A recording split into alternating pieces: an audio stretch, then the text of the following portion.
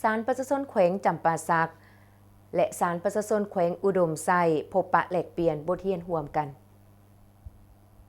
ในวันที่ 18 พฤศจิกายน 2025อยู่ที่ห้องประชุมของศาลประชาชนแขวงจำปาสักได้เปิดกองประชุมแลกเปลี่ยนบทเรียนทางด้านวิชาการและการบริหารศาลระหว่างศาลประชาชนแขวงจำปาสักและศาลประชาชนแขวงอุดมไซภายใต้การเป็นประธานร่วมของท่านนางบัวเรียนมณีวงศ์กรรมการพรรคแขวงเลขาหน่วยพรรคประธานศาลประชาชนแขวงจำปาสักและทานคำพงบรรเลืองเลขาหน่วยพรรคประธานศาลประชาชนแขวงอุดมไซพร้อมด้วยห้องประธานศาลหัวหน้าคณะศาลหัวหน้าของการผู้พิพากษา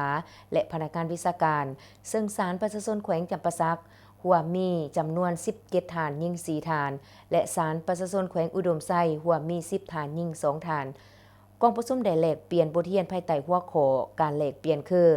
1. การพิจารณาตัดสินคดีอาญาเกี่ยวกับประเภทยาเสพติด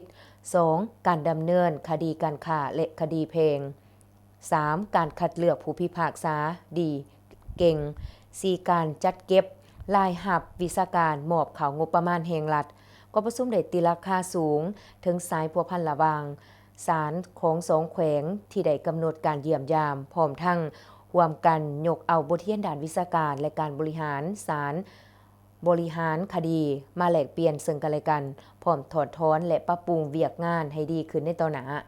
พร้อมเดียวกันนั้นก็ได้มีการปรึกษาหารือเพื่อยกระดับการพัวพันและแลกเปลี่ยนร่วมกันระหว่างสองศาลและสองแขวงเฮ็ดให้แน่นแฟ้นขึ้นกว่าเก่าในต่อหน้าศาลประชาชนแขวงจำปาสักต้องได้กำหนดแผนเพื่อไปเยี่ยมยามแลกเปลี่ยนบทเรียนอยู่ศาลแขวงอุดมไซตามเงื่อนไขที่เหมาะสมการพบปะครั้งนี้ได้ดำเนินไปบนบรรยากาศความสนิทสนมหักแพงความสามัคคีมิตรภาพและนำเอาบทเรียนตัวจริงของแต่ละท้องถิ่นมาแลกเปลี่ยนยกให้เห็นถึงผลสำเร็จในการนำพาและปัญหาที่ต้องเอาใจใส่แก้ไขให้ได้หาประกัน